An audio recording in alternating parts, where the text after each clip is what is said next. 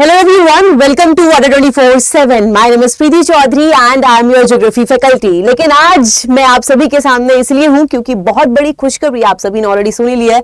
तो केवीएस की वैकेंसी आ चुकी है। जब केवीएस पीजीटी 2025 की हम स्टूडेंट्स बात करते हैं तो वी ऑल नो कि जब ज्योग्राफी आपका सब्जेक्ट स्पेसिफिक जो नॉलेज है वो यहाँ पर कितनी इंपॉर्टेंट है। इसके बिना इसको क्वालिफाई करना डेफिनेटली पॉसिबल ही नहीं है।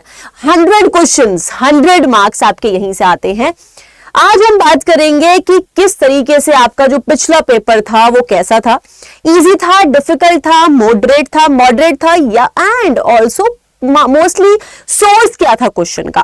तो उस पेपर को थोड़ा सा हम डिस्कस करेंगे। एक आइडिया आपको मिल जाएगा कि प्रिपरेशन को जब शुरुआत कर रहे हैं तो किस दिशा में लेकर जाना है, कैसे स्ट्रीमलाइन करना है अपनी प्रिपरेशन को। सबसे पहले ज्योग्राफी की बात करते हैं जहां से आपके ऑलमोस्ट 100 क्वेश्चंस आते हैं। तो इसको हम डिवाइड कर सकते हैं किस किस पार्ट में। एक तो आपका फिजिकल ज्योग्राफी वाला पार्ट है। नाउ सिलेबस में चेंजेस आए या जैसे भी आए आपका डिटेल नोटिफिकेशन पर, लेकिन आपके ब्रांचेस सब ब्रांचेस ज्योग्राफी भूगोल में यही रहने वाली हैं।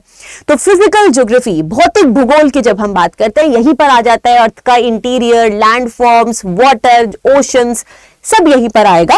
देन इंडियन ज्योग्राफी आपका भारत का भूगोल जहां पर हम आपकी इंडिया की लोकेशन के बारे में पढ़ते हैं एंड डिफरेंट अदर टॉपिक्स।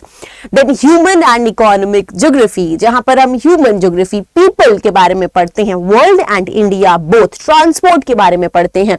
इसी के साथ साथ एक और पार्ट यहां पर होता है जिसकी हालांकि बहुत ज्यादा वेटेज नहीं है, कार्टोग्राफी एंड प्रैक्टिकल ज्योग्राफी वाला पार्ट। नाउ इन चारों पार्ट्स में से सबसे ज्यादा इंपॉर्टेंट हाईएस्ट वेटेज वाला कौन सा पार्ट है, इसके लिए आपको एंड तक रुकना होगा इस सेशन में। तो आइए डिस्कस करते हैं आपके लास्ट ईयर पेपर को कि कहां से मोस्टली क्वेश्चन आए हैं एंड किस तरीके का पेपर का लेवल था। तो ज्योग्राफी की शुरुआत होती है इस क्वेश्चन से आपका कि Eratosthenes coining the term geography for the first time. तो who coin the term geography, खुद बता दिया, इराटोस्थीन्स ने कॉइन किया था। यस, और जब हम पढ़ते हैं तो यही पढ़ते हैं कि कहां के, कौन से आपके कहां से बिलोंग करते थे। तो belongs to which one of the following group of scholar. Arab scholar थे, फ्रेंच स्कॉलर थे, रोमन स्कॉलर थे या फिर ये ग्रीक स्कॉलर थे। तो भूगोल शब्द का सर्वप्रथम प्रयोग करने वाले इराटोस्थीन्स निम्नलिखित में से किस समूह के विद्वान थे। तो we all know correct answer will be Greek विद्वान, ये थे ग्रीक स्कॉलर थे। G for geography, G for Greeks and Greeks को ही हम ऐसा मानते हैं कि यही फर्स्ट ज्योग्राफर्स थे, एक तरीके से शुरुआत ही भूगोल की एक तरीके से इन्होंने करी है। तो ये ग्रीक ही होना था विदाउट एनी डाउट। देन और किस टाइप के क्वेश्चंस बच्चे पूछे गए आपके, ये देख लो। जैसे in which one of the following epoch modern man appeared on the earth. तो निम्नलिखित युगों में से किस में आधुनिक मानव पृथ्वी पर दिखाई दिया। कितना इजी क्वेश्चन है। कहां से क्वेश्चन आया आपको लगता है? एनसीईआरटी से क्वेश्चन आपका बच्चे है। तो मेनली आपके कहां से, प्लीस्टोसीन इपोक में मैन अपीयर किया है, लेकिन थोड़ा कॉन्सेप्चुअल साइड पर है। आपने देखा एकदम डायरेक्ट क्वेश्चन ये नहीं थे, ये वाला स्पेशली आपका, बट वहीं पर आपका एक चार्ट जो कि हम पढ़ते हैं तो बहुत ही इजीली डायरेक्टली एनसीईआरटी से क्वेश्चन है। Which one of the earth's layer is in liquid state. पृथ्वी की सतहों में से कौन सी तरल अवस्था में होती है। Crust, outer core, inner core या फिर अपर मोस्ट मैंटल। तो जब हम पृथ्वी को पढ़ते हैं तो हम यही पढ़ते हुए आए कि बच्चे अंदर की तरफ, जब हम for example this is our earth, तो आपकी क्रस्ट होती है, मैंटल होती है, कोर होती है। वी हैव मैंटल एंड सबसे अंदर वाली जो परत है वो कोर होती है। कोर में भी आउटर कोर और इनर कोर होती है। तो जब हम अंदर की तरफ जाते हैं मतलब towards the depth, temperature increases. क्या होता है? टेम्परेचर इंक्रीजेस, लेकिन प्रेशर भी बढ़ता है, आपका दाब भी बढ़ता है। तो यहां पर हम एक्सपेक्ट करते हैं कि इनर कोर में तापमान सबसे ज्यादा होगा तो वो लिक्विड होगी, लेकिन नहीं। कौन सी लेयर बच्चे लिक्विड होती है? ये वाली लेयर लिक्विड होती है। Outer core is liquid in state, ये होती है लिक्विड स्टेट में। ये सब हम बहुत इजीली एनसीईआरटी में भी आपका कवर कर लेते हैं। तो करेक्ट आंसर यहां पर क्या होगा? Outer core is liquid in state. तो डायरेक्टली एनसीईआरटी से सवाल पूछा गया है। नेक्स्ट क्वेश्चन पर आते हैं। A large body of magnetic material cools in the deeper depth of the crust forming large dome. तो यहां पे किससे क्वेश्चन पूछा गया? सिल्स, बैथोलिथ, डाइक, मतलब आपके वोल्केनिक लैंडफॉर्म्स, ज्वालामुखीय भू आकृतियों से। एनसीईआरटी में गिवन है ये भी। Next, name the minor plate located between south America और पैसिफिक प्लेट। तो माइनर प्लेट, मेजर प्लेट, ये क्वेश्चन भी आपका, ये टॉपिक भी आपका डायरेक्टली एनसीईआरटी में है। कौन सी एनसीईआरटी? तो आपको कौन सी एनसीईआरटी करनी है? 11th एंड 12th एनसीईआरटीज बहुत ज्यादा इंपॉर्टेंट है इसके लिए, स्पेशली 11th की। ये क्वेश्चन सारे कहां से है? फिजिकल ज्योग्राफी वाले से। तो फिजिकल ज्योग्राफी थोड़ी सी मोटी एनसीईआरटी है, वो जरूर करनी है। इंडियन ज्योग्राफी की तो बहुत पतली सी है, वो जरूर करनी है। तो ये मोस्टली क्वेश्चन कहां से दिख रहे हैं अभी आपको? फिजिकल ज्योग्राफी वाले पार्ट से। तो कौन सी वो माइनर प्लेट है जो साउथ अमेरिका, दक्षिण अमेरिका और पैसिफिक प्लेट, प्रशांत प्लेट, इनके बीच में होती है? नाज़का प्लेट है। यस बच्चे, तो Nazca plate B is the correct answer. Second बिल्कुल करेक्ट आंसर है। तो डायरेक्टली आपका फिजिकल ज्योग्राफी से आया है। इसी के बाद विच one of the following is the important characteristic of mid Atlantic ridge? निम्नलिखित में से कौन सा मध्य अटलांटिक कटक का महत्वपूर्ण लक्षण है? डायरेक्टली एनसीईआरटी से, कि ये डाइवर्जेंट बाउंड्री है, कन्वर्जेंट है, सबडक्शन है, ट्रांसफॉर्म है। तो मिड अटलांटिक रिज बच्चे किसका एग्जाम्पल है? मिड अटलांटिक रिज यहां पर हो रहा है आपका इस तरीके से सी फ्लोर स्प्रेडिंग का, मतलब डाइवर्जेंट होता है।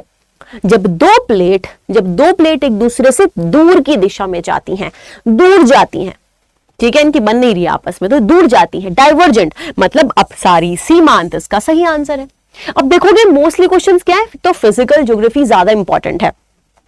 नाउ इन क्वेश्चन से हमें क्या पता चलता है? अच्छा, एक और क्वेश्चन नीचे देख लेते हैं कि कौन सा land mass was not part of the Gondwana land? तो डायरेक्टली थ्योरी से, plate tectonic theory, continental drift theory, काफी सारे क्वेश्चंस इस पार्ट से आपको देखने को मिले। अब बात कर लेते हैं इनमें से चारों पार्ट्स में से कौन सा पार्ट सबसे ज्यादा इंपॉर्टेंट है। तो बच्चे ऑलमोस्ट 40% या फिर इनफैक्ट उससे भी ज्यादा क्वेश्चंस ही आपके कहां से रहे थे उस पेपर में? फिजिकल ज्योग्राफी से थे। तो फिजिकल ज्योग्राफी को 3 स्टार्स मार्क करने हैं, क्योंकि ये सबसे ज्यादा इंपॉर्टेंट आपका पार्ट है। 40% से ज्यादा ही क्वेश्चंस आपके इस पेपर में फिजिकल ज्योग्राफी से रहे हैं। एनालाइज करने के बाद ये मैं आपको बता रही हूं, तो जिससे कि आपको कुछ डिफिकल्टीज ना आए, क्योंकि डेफिनेटली थोड़ी बहुत चीजें चेंज होती हैं, लेकिन ऑन एन एवरेज ओवरऑल अगर हम देखें तो चीजें आपका एक पैटर्न सेम ही रहता है, मेंटेन रहता है। देन इंडियन ज्योग्राफी काफी इंपॉर्टेंट है and human and economic geography भी ये इंपॉर्टेंट है। कार्टोग्राफी का थोड़ा सा कम वेटेज यहां पर हो जाता है। इंडियन फिजिकल ज्योग्राफी के बाद ये दोनों पार्ट्स काफी इंपॉर्टेंट है, human and economic is also very important. तो सबसे ज्यादा इंपॉर्टेंट लेकिन फिजिकल ज्योग्राफी है। आपका जो लास्ट का पेपर हुआ है उसके बारे में हम बात करें, 2022 मतलब जो 2023 वाला पेपर था, उसमें आपका फिजिकल ज्योग्राफी का सबसे ज्यादा वेटेज था। नाउ अब बात करते हैं कि ये पेपर इजी था, मॉडरेट था या फिर डिफिकल्ट था। तो बच्चे ये इजी मॉडरेट वाला साइड पर था, मतलब मॉडरेट टू डिफिकल्ट नहीं था, बट मॉडरेट टू इजी था, इजी टू मॉडरेट पेपर था। क्यों ऐसा मैं कह रही हूं? क्योंकि mostly paper NCERT, mostly paper आपका क्या था? इजी इसलिए बोला जा रहा है क्योंकि क्वेश्चंस डायरेक्ट थे, एनसीईआरटी बेस्ड, जैसा कि बोला था वैसा ही एनसीईआरटी बेस्ड पेपर आया था। तो एनसीईआरटी बेस्ड पेपर था, तो हम इसको आसान वाली साइड पर मानते हैं। नाउ मॉडरेट वाली साइड पर मैं क्यों कह रही हूं? क्योंकि थोड़ा सा कॉन्सेप्चुअल अंडरस्टैंडिंग की जरूरत थी, थोड़ी सी डेप्थ की भी जरूरत थी। तो ये नहीं कि ऊपर ऊपर से आप इस पेपर को कर सकते थे। तो एनसीईआरटी बेस्ड था, लेकिन conceptual understanding, conceptual clarity and depth was needed, और इसीलिए easy to moderate this paper was. लेकिन थोड़ा सा मतलब इनफैक्ट ज्योग्राफी तो इजी साइड पर ही थोड़ा सा था, थोड़ा सा पेडागोगी वगैरह डिफिकल्ट था उस पेपर में, लेकिन ज्योग्राफी बहुत अच्छा था, एक एनसीईआरटी बेस्ड पेपर था। मतलब इससे हम कंक्लूड कर सकते हैं कि एनसीईआरटी तो बहुत इंपॉर्टेंट है आपके लिए। और इसी के साथ साथ कौन सा पार्ट ज्यादा इंपॉर्टेंट है, कौन सा सब ब्रांच? तो वी हैव फिजिकल ज्योग्राफी जो हाईएस्ट वेटेज रखता है। और ज्योग्राफी अगर आप टारगेट कर रहे हो ना सही में केवीएस पीजीटी को, तो सबसे ज्यादा इंपॉर्टेंस आई वुड से कि हमें सभी को देनी है, physical geography, human geography and your Indian geography also, and cartography भी we are going to cover. Now अब टाइम डेफिनेटली किस तरीके से आपका रहता है, लेकिन प्रिपरेशन अभी से शुरू कर देनी है, अपने टारगेट को लेकर मोटिवेटेड रहना है। You will do it this time. और अगर इसमें जो भी हेल्प चाहिए तो अडे 24/7 आप सभी के साथ है। इनफैक्ट आप सभी के लिए पेड बैचेस ऑलरेडी आ चुके हैं।